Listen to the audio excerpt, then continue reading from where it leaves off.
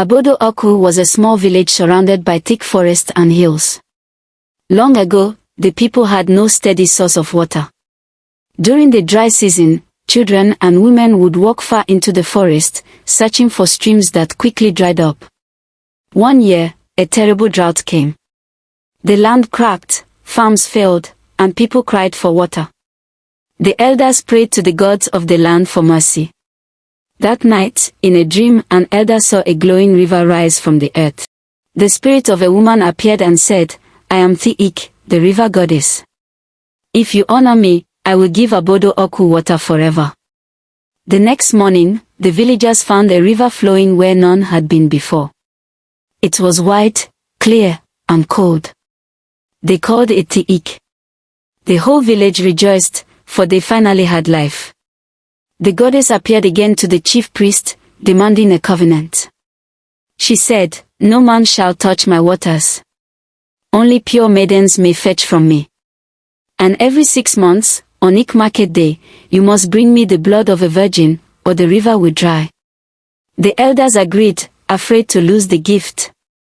From that day, Thiik became both a blessing and a curse to Abodo Oku. The first sacrifice shook the village. A young virgin was chosen and brought to the river.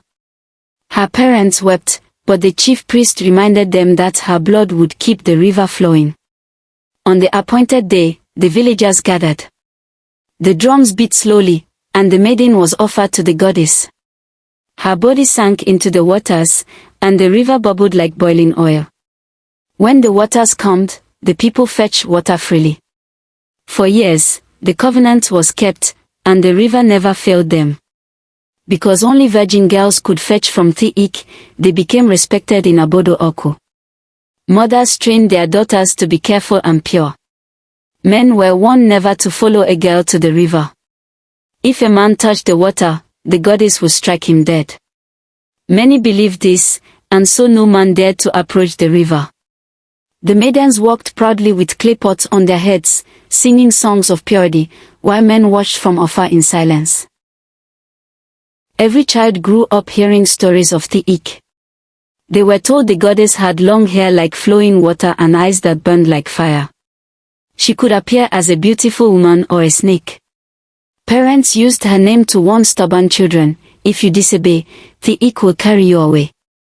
Fear held the people together. No one dared to question why innocent girls had to die, for to doubt was to risk the anger of the goddess. Every 6 months, the festival of sacrifice was the biggest event in the village. Drummers played, dancers painted their bodies, and elders prayed loudly. But behind the joy was sorrow. Parents of the chosen maiden cried as their child was prepared for the sacrifice. Still, the people believed it was the only way to survive. Without water, they knew the village would perish. For many generations, Abodo Oku kept the covenant. Many maidens were lost to the river. Their names were whispered but never remembered in public. The people farmed, cooked, and washed with the water of Thiik, never knowing life without it. The goddess seemed pleased, for the river never ran dry, even in the hottest sun. But not everyone believed forever. Some young men began to whisper in secret. "Why should our sisters die for water?" they asked. Others wondered if the goddess was truly that powerful, or if fear kept the people blind. Still, no one dared to speak openly, for the chief priest controlled the sacrifices, and his words were law. One day, strangers came to Abodo Oku. They were traders and teachers from nearby towns. They spoke of schools, writing, and new knowledge. The villagers listened with curiosity, though the elders were cautious. The strangers said rivers could be studied and water found underground. Some villagers laughed, saying, "Can a man dig the earth and find water? Only Thiik gives life." The children of Abodo Oku began to attend the schools brought by the strangers. They learned to read and write, and they discovered knowledge beyond the village traditions. Some of these children returned home asking questions about the sacrifices. They said, life should not be built on blood. The elders frowned but could not stop the growth of new ideas.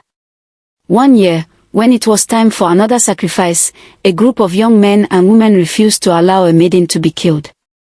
They shouted, "Enough is enough." The chief priest declared them cursed. But the young people stood strong, saying education had shown them a better way. This was the first rebellion against the X covenant. That same year, the rains were late. The elders said the river would dry because no maiden had been sacrificed. The young people waited to see if the goddess would strike. To their surprise, the river continued to flow, even without blood. The people began to doubt more strongly. The strangers returned, bringing machines. They dug deep into the ground and discovered boreholes. Clear, fresh water poured out like a miracle. For the first time, the people saw that water could come from the earth without sacrifice. Families began to drill boreholes in their compounds, and slowly, dependence on Tiik reduced. As fewer people visited the river, Tiik seemed to lose her power. The once crowded banks became silent. Virgins no longer fetched water. Instead, children pumped borehole taps and carried buckets home. The goddess was forgotten, her songs fading into silence. The chief priest grew old and angry. He warned the people that abandoning the goddess would bring curses. But the people laughed, pointing at their boreholes. "We no longer need your sacrifices," they said. When the priest died, no one replaced him. The shrine of Tiik began to fall apart. The shrine by the river was once decorated with palm fronds and red cloth. Now it was empty. The clay pots broke, and the carved idols rotted. Children played around it without fear, throwing stones into the abandoned river. The power of fear was gone. The new generation only heard of Tiik in stories. Parents told them how maidens were once sacrificed to keep the water flowing. The children laughed, not believing it. They asked, why would anyone believe such a thing? The elders sighed, remembering the pain of the past. Women celebrated the end of the tradition. They no longer had to fear their daughters being chosen for sacrifice.